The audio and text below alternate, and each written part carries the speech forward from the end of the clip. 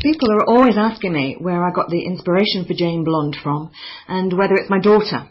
And to some degree, yes, it is my daughter, because when she was very little and very blonde, I used to call her Blonde Girl, rather like Jemima does with Janie Brown. And she carried on being blonde, and the longer that I called her Blonde Girl, the more I thought, well, blonde, that sounds like a rather important spy. So obviously that's James Bond. And then eventually I decided that I needed a girl's name that sounded a bit like James, and that's where Jane came from. So yes, sort of it's based on my daughter, but really it's based on the idea that a great girl spy would be called Jane Blonde. And that idea sat around in my head for quite a long time, several years in fact, until I then finally came up with the plot for this story about Jane Blonde. And that was when I was watching a wildlife program about extreme animals, and the vet who was on this program was holding on his hand a frog. Now it was completely frozen solid, to the extent that if he dropped it, it would have shattered into thousands of pieces and died.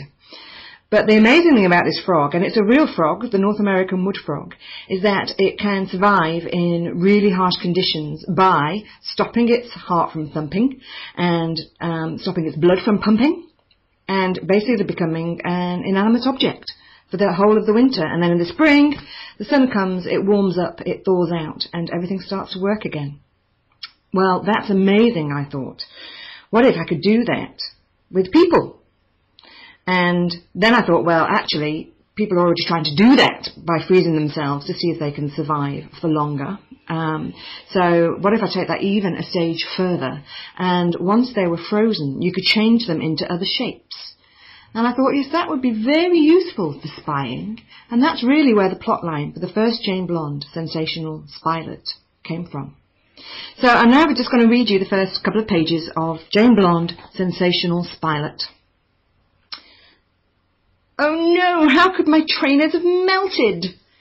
Just hours earlier, when Janie Brown had hung up her PE bag in the cloakroom, there had been a pair of sturdy little black running shoes nestled in the cotton sack like a couple of plump baby blackbirds. Now her bag contained 2 flat discs of rubber with tatty bits of cloth flapping around on the top. Her trainers had actually melted.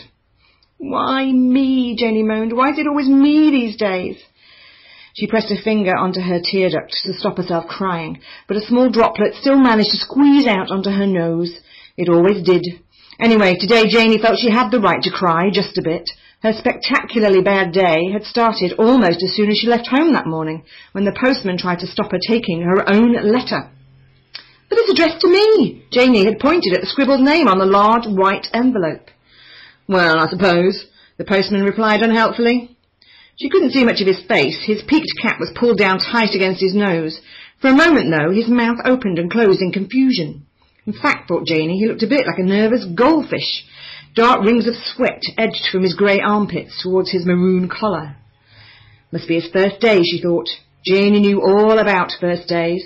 She had started at a new school only a couple of weeks ago, and it had been pretty scary. Suddenly the postman grinned and pointed at the postmark. Not paid enough for it, had they, whoever sent it? Look, it's only got 2 stamps, and it should have 4. I'd better take it back with me. Janie looked at the envelope. It did have only 2 stamps, but someone had scrawled between them the number 4, and then 2 quarter signs. Janie, however, barely glanced at that, as she recognised the smiley face of her Uncle Solomon beaming at her from the postmark. Her uncle owned the iced lolly manufacturer, Sol's Lols, and a drawing of his round face with the company's logo. Even though Janie had never actually met him, her Uncle Solomon did sometimes send her presents, and here was a letter from him. Look, she said, trying to tug the envelope out of the postman's grip. Those numbers must mean I owe you another 4.5 pence. I haven't got a 5-pence piece, but I can give you 10. I haven't got any change, smirked the postman, pulling harder. You can keep the extra money. Janie gave the letter one last pull, and at last it slipped from the postman's grasp. She'd been pulling with such force that her fist flew backwards and she smacked herself in the face. Her eyes smarted painfully and tears spurted down her nose. The postman looked doubtfully, first at Janie and then at the letter, then abruptly scurried off, pulling out his mobile phone. Hey, called Janie, please don't report me to the post office. I wanted to pay you the extra money, honestly. It was too late. he had already disappeared around the corner. So that's a little bit of Jane Blonde's Sensational Spylet, and I hope you enjoy reading the rest.